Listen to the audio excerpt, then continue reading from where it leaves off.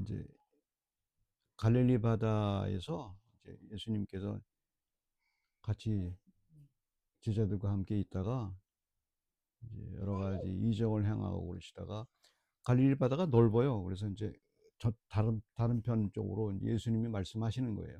그래서 그런 과정에서 이제 제자들과 함께 가다가 이제 배 풍랑에 만나서 이제 죽게 된 그런 상황을 이제 얘기하고 있죠. 말씀을 보면서 이제 말씀을 드릴게요. 35절 보면 그날 저물 때에 제자들에게 이르시되 우리가 저편으로 가자 하시니, 이게 저물 때에 간다는 게 참 재밌잖아요. 왜 이게 낮에 가면 좋은데 꼭 어두울 때 그 배를 타고 가야 되는지. 그전 상황은 물론 있어요. 그렇게 할 수밖에 없는 상황이 있었지만. 그래서 38절 보게 되면 이제 예수님이 분명히 이제 말씀하신 거 아니에요? 저쪽 편으로 가자고.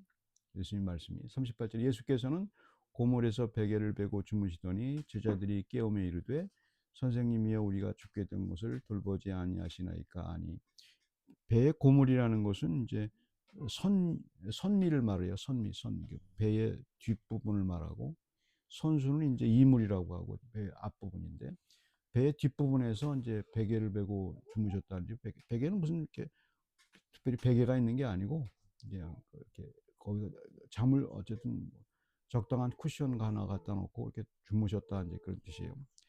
근데 이제 풍랑이 있는데 이제 예수님이 이제 주무시는 거는 그건 그래서 어떻게 보면은 좀 이상하죠. 예수님은 다른 사람들은 다 깨어 있는데 죽을 것 같은데 예수님이 혼자서 주무시고 계신다. 근데 이제 제자들이 깨어며 이르되 우리가 죽게 된 것을 돌보지 아니하시나이까 하니까 이게 굉장히 두렵단 말이에요. 근데 제자들은 당시 어부들이기 때문에 익숙해요. 바람과 풍랑과 이런 것이 익숙하고 거기에 대해서 이렇게 뭐 이렇게 어떻게 헤쳐나가는 것이 굉장히 이제 괜찮죠. 근데 이제 예수님께 그것을 요청한 것을 보면 이제 제자들에게 있어서 제일 중요한 게 힘들 때 자기의 경험을 의지하지 않고 그 예수님한테 먼저 이렇게 요청을 했다는 게 중요해요. 이제 우리 삶에서도 이제 그런 게 있어요. 이제 어려운 일이 있을 때, 풍랑 같은 어려운 일이 있을 때 자기 경험이 있잖아요. 자기 경험이 이렇게 살아온 경험이 많을수록 이런 방법으로 해결해야 되겠다. 물론 세상에 방법이 있어요. 그런데 먼저 이제 예수님께 이제 요청을 한다는 거, 이제 그게 신앙이에요. 그게 신앙이고, 내 경험으로는 이게 안 된다는 것을 인식하는 거 아니에요. 그러니까 신앙의 출발이 바로 그거예요. 이제 그게 그렇게 되죠. 그래서 39절에 보면 예수께서 깨어 바람을 꾸짖으시며 바다더러 이르되 잠잠하라 고요하라 하시니 바람이 그치고 아주 잔잔하여지더라. 이제 하나님을 만났다는 사건은 바로 이런 것들이에요. 저는 이제 자기 경험 속에서 그것이 이제 만약에 이제 이게 풍랑이 뱃사람들이니까 풍랑이 막 자기 어떻게든지 이제 자기 아우성을 쳐가지고 배에서 살아남아가지고 풍랑이 결국 이제 잠잠해지게 되면, 그러니까 저절로 된 걸로 생각할 거 아니에요. 저절로 되고 이게 자기 경험상 이렇게 됐다고 생각을 하죠. 근데 믿는 사람들은 아무리 이제 그 내가 할 수 있는 거라 할지라도 할 수 있을 것 같은 거라도 이게 주님께 이렇게 여쭙는다는 것, 그게 신앙의 출발이고, 그 다음에 예수님이 바람을 꾸짖으셔서 잔잔하게 했던 것을 보게 되면 그것이 문제가 해결됐을 때 내가 한 게 아니고 그 주님이 하셨다는 것을 인정하는 거죠. 프로세스가 있어요. 근데 중간에 이제 그 주님께 요청했다가 일이 끝나면은 내가 한 것 같은 느낌이 들고, 인간이 그렇단 말이에요. 그래서 이제 주님에 대해서 이제 그 상황에 대해서 이제 좀 그 주님께 의지하지 않게 되는 다음 사건이 또 일어나는데도 여전히 이제 자기 힘만을 의지하게 되는, 어쨌든 그런 이제 현상이 자꾸 일어나죠. 우리는 그렇게 그런 현상이 일어나요, 계속. 근데 중요한 게 이제 어떤 거냐면 40절에 이제 그걸 꼬집는 거예요. 이제 너희들이 왜, 이제 40절에 이에 제자들에게 이르시되 어찌하여 이렇게 무서워하느냐 너희가 어찌 믿음이 없느냐 하시니, 믿음이라는 것은 바로 그거예요. 그러니까 무서운 상황은 항상 이제 그 오게 돼 있어요. 어디서나 이제 오게 돼 있는데 살다 보면 다 이제 거의 뭐 무서운 상황이 많이 일어나죠. 공포스러운 상황이 삶의 환경에서. 근데 이제 주님이 이제 그것을 다 잠잠하게 해주셨단 말입니다. 잠잠하게 해주시고 그 순간에 뭘 본 거냐면 그게 하나님의 영광을 본 거예요. 그러니까 하나님을 봤다는 것은 바로 하나님의 영광을 체험한 거예요.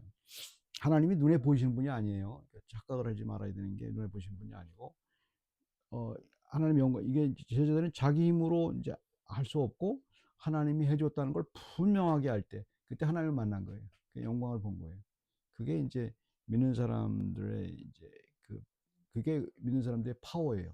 믿는 사람들의 파워는 하나님의 영광을 자기가 느낄 때예요. 어떤 힘이 있어서가 아니고, 하나님의 영광을 할 때. 그때 그게, 아, 하나님이 하시는 것을 알게 되고, 그 다음에 그런 능력을 이제 갖게 되죠. 41절에 보면 그들이 심히 두려워하여 서로 말하되 그 누구기에 바람과 바다도 순종하는가. 그러니까 이제 예수 그리스도의 신성을 예수님이 하나님이라는 걸 인정하는 거 아니에요. 하나님이 다 하신다는 것을 인정하는 거죠. 그러니까 하나님이 우리에게 요구하는 것은 뭘 요구하는 거냐면 이런 걸 요구하는 거예요. 하나님이 우리에게 요구하는 거죠. 하나님이 뭐 성경적인 어려운 말은 하나님이 현존이라고 그래요. 하나님이 현존을 인식하라는 거예요. 하나님이 너와 함께 있고 분명히 그 천지를 지으신 하나님이 너와 함께 있다는 것을 이제 인식하는 거예요. 인식하게 되면 이제 그래서 그 영광을 이제 알게 되는 거죠.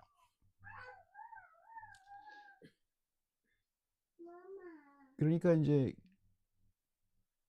하나님의 영광을 만약에 이제 이게 이 풍랑이 이제 저절로 이제 뭐 예수님께 뭐 이렇게 저절로 이렇게 자기들 힘으로 됐다고 생각을 하게 되면 이제 하나님의 영광을 못 보죠. 그러니까 키 포인트는 그거예요.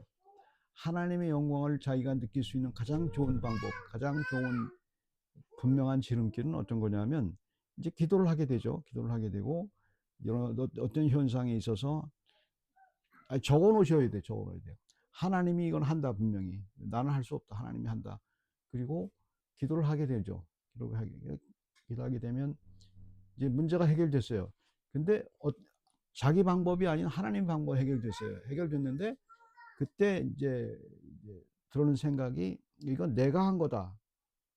혹은 내가 기도해서 된 거다.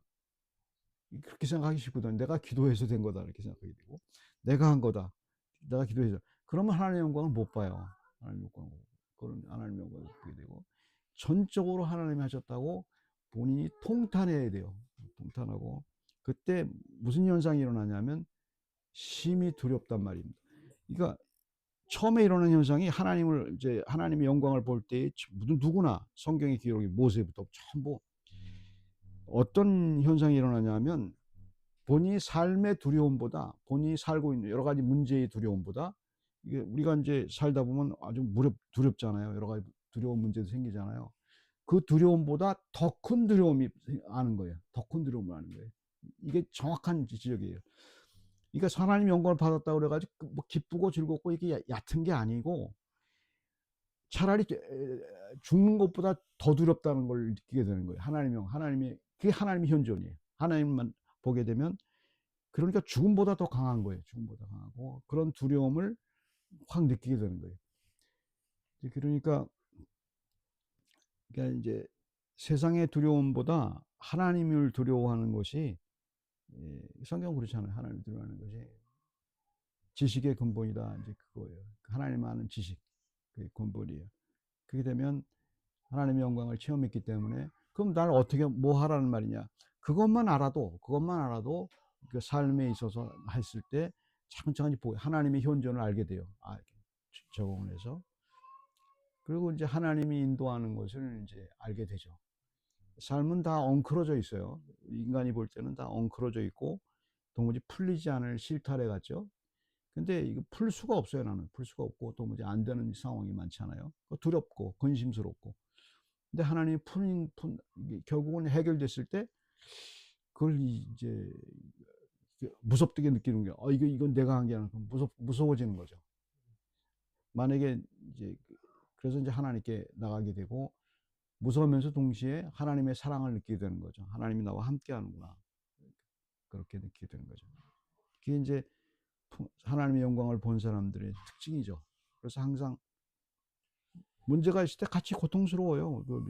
믿는 사람도 신앙이 아주 깊은 사람들도 어려운 문제가 있을 때 뭐 이렇게 룰루랄라 하지 않아요. 아주 고통스러워요. 그리고 그냥 하나님의 영광을 보기 위해서 계속 이제 애쓰게 되죠. 근데 하나님의 영광을 보게 되면 현재의 고난을 이기고도 남는 그런 그 시야와 능력이 생기게 되죠.